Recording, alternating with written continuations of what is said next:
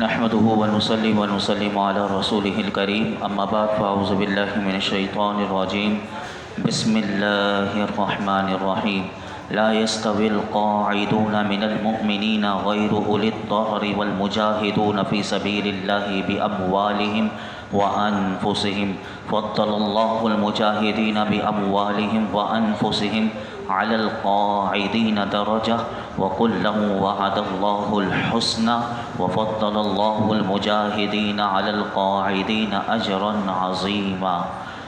عذر والوں کے علاوہ جو مسلمان جہاد سے بیٹھے رہے وہ اور اللہ کی راہ میں اپنے مالوں اور اپنی جانوں کے ساتھ جہاد کرنے والے یہ برابر نہیں۔ اپنی جانوں اور مالوں کے ساتھ جہاد کرنے والوں کو بیٹھے رہنے والوں پر اللہ نے درجے کے اعتبار سے فضیلت عطا فرمائی ہے اور اللہ نے سب سے بھلائی کا وعدہ فرمایا ہے، اور اللہ نے جہاد کرنے والوں کو بیٹھ رہنے والوں پر بہت بڑے اجر کی فضیلت عطا فرمائی ہے۔ یہاں پر جن کو عذر ہے ان کے علاوہ کہ جو مسلمان جہاد سے بیٹھے رہے اور جو جہاد میں گئے ان کے بارے میں بتایا گیا کہ وہ برابر نہیں، بلکہ مجاہدین کے لیے بڑے درجات اور ثواب اللہ نے رکھے ہیں کہ جو اللہ کی راہ میں اپنی جانوں کے نذرانے پیش کرنے کے لیے، اس کے دین کے لیے، اس کے کلمہ حق کو بلند کرنے کے لیے جب اس کی راہ میں نکلتے ہیں تو میرے رب نے فرمایا میں نے ان کے لیے بڑے درجے رکھے ہیں اور ان کے لیے بڑا ثواب ہے۔ یہاں سے یہ مسئلہ بھی ثابت ہوتا ہے کہ جو لوگ بیماری یا بڑھاپے یا جن کے اندر طاقت نہیں یا جو بینائی سے محروم ہیں یا ہاتھ پاؤں کے جن کے ناکارہ ہو گئے، اور یہ لوگ وہ ہیں کہ جو جہاد میں نہیں جا سکتے، یہ ان کی معذوری ہے، تو فرمایا کہ یہ بھی فضیلت سے محروم نہیں کیے جائیں گے جب کہ یہ لوگ بھی اچھی نیت رکھتے ہوں، یعنی ان کے پاس طاقت نہیں، ان کے پاس آنکھوں کی بینائی نہیں اور ان کے ہاتھ پاؤں ناکارہ ہو گئے، لیکن ان کا جذبہ یہ ہے کہ اگر یہ بھی ان کے پاس یہ ساری چیزیں ہوتی تو یہ بھی جہاد میں جاتے، تو یہاں پر ان کے لیے بھی فرمایا گیا کہ اچھی نیت پر انہیں بھی ثواب ملے گا۔ بخاری شریف کی روایت میں آتا ہے کہ جب اسی آیت کا پہلا حصہ نازل ہوا تو بتایا گیا کہ مجاہدین اور غیر مجاہدین برابر نہیں، تو ایک صحابی جن کا نام حضرت عبداللہ بن ام مکتوم، یہ وہ حضور کے صحابی ہیں کہ جو آنکھوں سے نابینا تھے، جب انہیں یہ پتہ چلا کہ برابر نہیں، اور انہوں نے حضور کی بارگاہ میں عرض کیا کہ حضور میں تو نابینا ہوں اور میں جہاد میں کیسے لڑ سکتا ہوں، میرے پاس تو آنکھیں نہیں، اگر آنکھیں ہوتی تو میں بھی اللہ کی راہ میں اپنی جان کا نذرانہ دیتا۔ اللہ رب العالمین نے فرمایا کہ یہ معذور ہیں، انہیں مستثنیٰ کر دیا اور انہیں بھی اجر دیا جائے گا کیونکہ ان کی نیت ہے۔ تو یہاں سے علماء نے بتایا کہ اس سے پتہ چلا کہ نیت بہت عظیم عمل ہے، بندہ عمل نہ کر سکے لیکن نیت اگر اس کی سچی ہے، خالص نیت ہے، تو میرے رب کے خزانے اتنے بھرے ہوئے ہیں کہ فرمایا کہ وہ اسے ثواب عطا فرمائے گا۔ لیکن فرمایا کہ جو عذر کی وجہ سے جہاد میں حاضر نہ ہو سکیں، اگرچہ وہ نیت کا ثواب تو پائیں گے لیکن ان کو یہ یاد رکھنا چاہیے کہ جہاد کرنے والوں کو عمل کی فضیلت اس سے زیادہ حاصل ہے، کیونکہ وہ نیت بھی انہوں نے کی اور انہوں نے شرکت بھی کی تو ان کا ڈبل اجر ہو گیا۔ اور یہ بھی بات یہاں پر اس آیت میں بتائی گئی کہ جو اللہ کی راہ میں اپنا مال خرچ کرتے ہیں ان کی بھی کتنی عظیم فضیلت ہے۔ ایک حدیث پاک میں آپ کے سامنے رکھتا ہوں کہ جہاد کا ثواب کتنا، نیت کا ثواب کتنا۔ حدیث پاک تو بہت ساری ہیں، مسلم شریف کی ایک حدیث پاک میں آپ کے سامنے رکھتا ہوں کہ حضرت ابو ہریرہ رضی اللہ تعالی عنہ سے روایت ہے کہ رسول اللہ صلی اللہ علیہ وسلم سے عرض کی گئی کہ کیا اللہ تعالیٰ کی راہ میں جہاد کے برابر بھی کوئی عبادت ہے؟ یعنی حضور سے پوچھا گیا کہ یا رسول اللہ یہ بتائیے کیا اللہ کی راہ میں جہاد کے برابر بھی کوئی عبادت ہے، یعنی کوئی ایسی عبادت ہے؟ تو آپ صلی اللہ علیہ وسلم نے ارشاد فرمایا تم اس کی استطاعت نہیں رکھتے۔ صحابہ کرام علیہم الرضوان نے 3 بار اس سوال کو دہرایا اور 3 بار پوچھا، یہی بات پوچھی، تو میرے آقا علیہ الصلوۃ والسلام نے ہر بار یہی فرمایا کہ تم اس کی طاقت نہیں رکھتے۔ تیسری بار راوی کہتے ہیں کہ حضور نے فرمایا کہ اللہ کی راہ میں جہاد کرنے والا جہاد سے واپسی تک، یعنی وہ جب گھر سے چلا تو جہاد سے وہ لوٹتا نہیں، تو کہا اس کو ثواب کتنا ملتا ہے؟ میرے آقا فرماتے ہیں کوئی روزے دار ہو، قیام کرنے والا ہو، اللہ کی قرآن کی آیتوں پر عمل کرنے والا ہو، اور روزے سے بھی اور نماز سے تھکتا بھی نہ ہو، اکتاتا بھی نہ ہو، فرمایا اتنا بڑا ثواب اس جہاد کرنے والے کو ملتا ہے۔ یعنی کتنا بڑا اجر ہے کہ جو جہاد کے لیے نکلا اور جب تک واپسی نہیں آئے گا۔ ایک وہ شخص ہے کہ جو روزے بھی رکھ رہا ہے، راتوں کو قیام بھی کرتا ہے، اور قرآن کی آیتوں کو سمجھتا بھی ہے، عمل بھی کرتا ہے، اور فرمایا کہ وہ روزے سے تھکتا بھی نہیں۔ بعض لوگ ہم جیسے ایک مہینے کے بندہ تھک جاتا ہے، اب چاہتا ہے کہ میں روزے بس 1 مہینے ہو گئے، تو کسی کی طبیعت انسان اسی لیے ہمیں 1 مہینہ ہی دیا گیا پورے سال میں، یہ نہیں کہ ہمیں پورا سال روزے۔ تو کہا کہ اگر کوئی ایسا شخص ہو کہ جو روزے ہی رکھتا ہو، یعنی روزے سے تھکتا بھی نہ ہو، نماز بھی اتنی پڑھتا ہو، یعنی راتوں کا قیام بھی کرتا ہو، اس سے بھی تھکتا بھی نہیں، اکتاتا بھی نہیں، کہا جتنا ثواب اسے کیا ملے گا؟ فرمایا یہ سارا ثواب اس جہاد کرنے والے کو کہ جو اللہ کی راہ میں نکلا تو یہ اس کو مل جاتا ہے۔ اسی لیے حضور نے فرمایا تم اس کی طاقت نہیں رکھتے، یعنی کتنا بڑا ثواب ہے جہاد کرنا۔ تو قربان جائیں ان صحابہ پر جنہوں نے میرے آقا کی ایک آواز پر لبیک کہتے ہوئے جو ہر وقت میدان جہاد میں ہوتے تھے، ان کے کیا مقام ہے، ان کا کیا اجر ہے۔ آگے اللہ رب العالمین نے ارشاد فرمایا درجات منہ ومغفرۃ ورحمہ وکان اللہ غفورا رحیما، اس کی طرف سے بہت سے درجات اور بخشش اور رحمت ہے، اور اللہ بخشنے والا ہے۔ یہاں اللہ رب العالمین نے مجاہدین کا اجر بیان کیا کہ ان کے لیے سب سے پہلا انعام اللہ کی طرف سے جنت کے بہت سے درجات ہیں، اور دوسرا انعام ان کے گناہوں کی بخشش ہے، تیسرا انعام جنت کی نعمتیں ہیں، اور چوتھا انعام ان پر یہ ہے کہ اللہ جہاد کرنے والوں کو بخش بھی دے گا اور ان پر مہربان بھی ہے۔ یہ میرے رب کے انعامات ہیں۔ احادیث میں اور بھی مجاہدین کے درجات اور مجاہدین کی بخشش کے لیے بہت ساری حدیث پاک آتی ہیں۔ ایک حدیث اس کے حوالے سے بھی میں آپ کے سامنے رکھ دوں کہ یہ حدیث پاک جو ہے مسلم شریف میں آتی ہے کہ حضرت ابو سعید خدری رضی اللہ تعالی عنہ اس حدیث پاک کو روایت کرتے ہیں کہ رسول اللہ صلی اللہ علیہ وسلم نے ارشاد فرمایا اے ابو سعید رضی اللہ تعالی عنہ، جو شخص اللہ کے رب ہونے، اسلام کے دین ہونے اور محمد مصطفیٰ صلی اللہ علیہ وسلم کے نبی ہونے پر راضی ہو گیا، اس کے لیے جنت واجب ہو گئی۔ فرمایا حضرت ابو سعید رضی اللہ تعالیٰ عنہ کو یہ بات بڑی اچھی لگی، اور یہی ہمیں ایک اور حدیث پاک میں نے رمضان میں بھی بتایا تھا کہ صبح کے وقت بندہ یہ پڑھ لے تو اسے بھی جنت مل جائے گی۔ رضیت باللہ ربا وبالاسلام دینا وبمحمد صلی اللہ علیہ وسلم نبیہ، یہ روزانہ ہم صبح پڑھ لیں تو گویا کہ سمجھ لیجئے کہ قبر کی تیاری ہو جاتی ہے۔ یعنی قبر میں یہی 3 سوال پوچھے جائیں گے کہ تمہارا رب کون، تمہارا نبی کون، اور تمہارا دین کیا۔ اگر روزانہ ہم اپنی زبان سے یہ کلمات کہہ لیں گے تو گویا کہ ہم اب اس سبق کو پکا کر لیں گے، تو یہ انشاءاللہ ہمیں یہ سبق قبر میں بھی یاد آ جائے گا۔ رضیت باللہ ربا وبالاسلام دینا وبمحمد صلی اللہ علیہ وسلم نبیا ورسولا۔ تو یہی حضرت ابو سعید کو جب میرے آقا نے یہ بتایا تو وہ خوش ہو گئے، اور ان کو یہ بات بڑی اچھی لگی، تو عرض کرنے لگے یا رسول اللہ صلی اللہ علیہ وسلم اس بات کو دوبارہ ارشاد فرمائیں۔ میرے آقا نے دوبارہ ان کو یہ بات بتائی، پھر انہوں نے دوبارہ حضور سے کہا، حضور سے جب دوبارہ سنا پھر ارشاد فرمایا ایک بات اور بھی ہے، اب میرے حضور نے بتائی۔ اب انہیں حضرت ابو سعید کو جب یہ بات اچھی لگی تو میرے آقا نے اب ایک اور بات ان کو بتائی۔ کیا بتائی؟ فرمایا کہ جس کی وجہ سے بندے کے 100 درجات بلند ہو جاتے ہیں، اور ہر 1-2 درجوں کے درمیان میرے آقا فرماتے ہیں کتنا فاصلہ ہوگا؟ فرماتے ہیں جتنا زمین و آسمان کا فاصلہ ہے اتنا فاصلہ ہوگا فرمایا میں نے عرض کیا یا رسول اللہ وہ 100 درجات کس وجہ سے ملتے ہیں؟ تو میرے آقا نے فرمایا اللہ کی راہ میں جہاد کرنے سے، اللہ کی راہ میں جہاد کرنے سے، یعنی جو اللہ کی راہ میں جائے اللہ اسے 100 درجات عطا کر دے گا۔ آپ اندازہ لگائیں کیا اس کا مقام ہوگا، یہ جنت میں اسے اللہ عطا کرے گا۔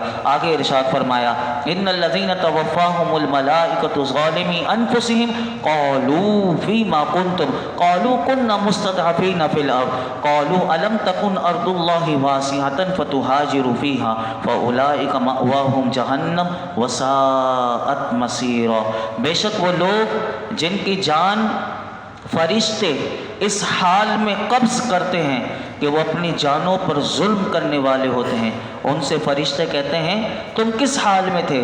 وہ کہتے ہیں ہم زمین میں کمزور تھے۔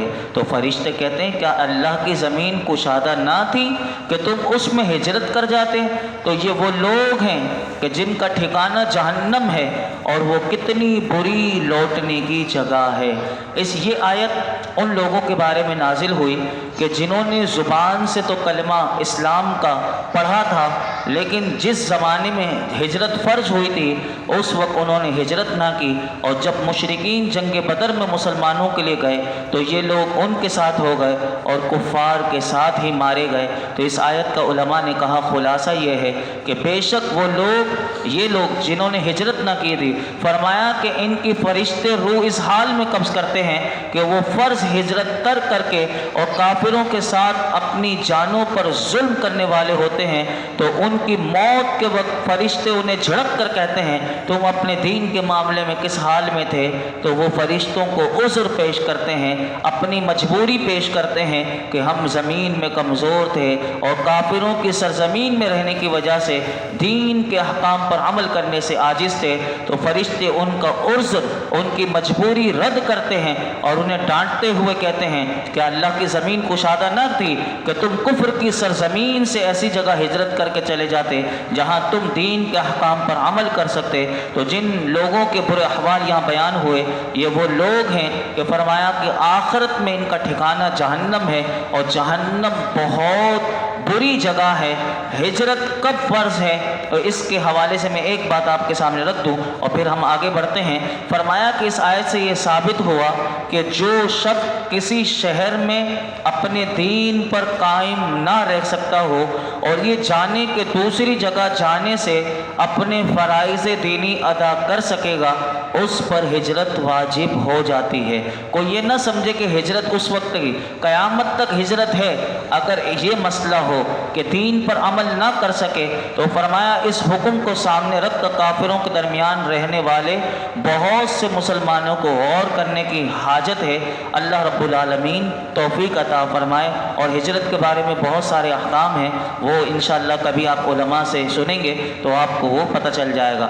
آخری آیت میں کر کے اپنی گفتگو مکمل کرتا ہوں۔ اللہ رب العالمین نے ارشاد فرمایا الا المستضعفین من الرجال والنساء والولدان لا يستطيعون حيلة ولا يهتدون سبيلا فأولئك عسى الله أن يعفو عنهم وكان الله عفوا غفورا ومن يهاجر في سبيل الله يجد في الأرض مراغما كثيرا وسعا ومن يخرج من بيته مهاجرا إلى الله ورسوله ثم يدركه الموت فقد وقع أجره على الله وكان الله غفورا رحيما۔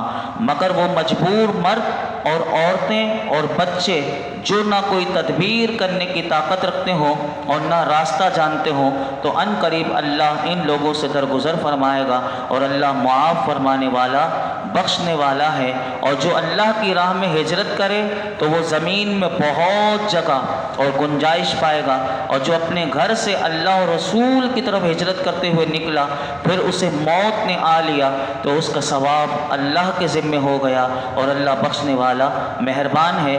شروع کی 2 آیتوں میں ان لوگوں کے بارے میں بتایا گیا کہ جو مجبور تھے، وہ مکے کے رہنے والے عورتیں، بچے جو اس وقت طاقت بھی نہیں رکھتے تھے اور نہ ان کے پاس اس وقت اخراجات تھے کہ وہ، اور نہ وہ ہجرت کا راستہ جانتے تھے کہ مدینے کی طرف جانے والا ہجرت کا راستہ کون سا ہے، تو اللہ رب العالمین نے خود ہی ان لوگوں کو معاف کر دیا اور کہا ایسے لوگ عاجز ہیں تو میرا رب تو درگزر کرنے والا ہے۔ تو جو حقیقت میں نہیں گئے ان کی گرفت تو ہوگی، جو مجبور تھے بچے عورتیں، کہا انہیں اللہ نے معاف کر دیا۔ میرے رب کی یہ شان ہے کہ وہ معاف کرنے والا، بخشنے والا ہے۔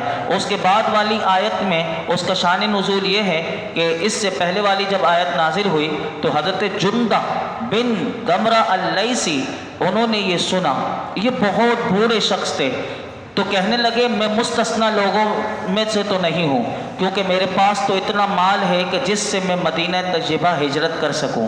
یعنی اب آپ اندازہ لگائیں بوڑھے ہو کر بھی قرآن کیسا سمجھا کرتے تھے۔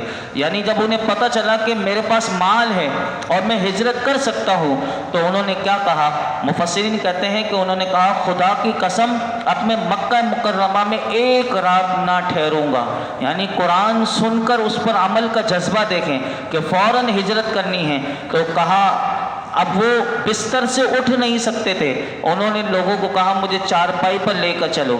اب یہ مکہ مکرمہ کے بالکل قریب ہی مقام ایک ہے تنعیم، وہاں جب یہ پہنچے تو ان کا انتقال ہو گیا۔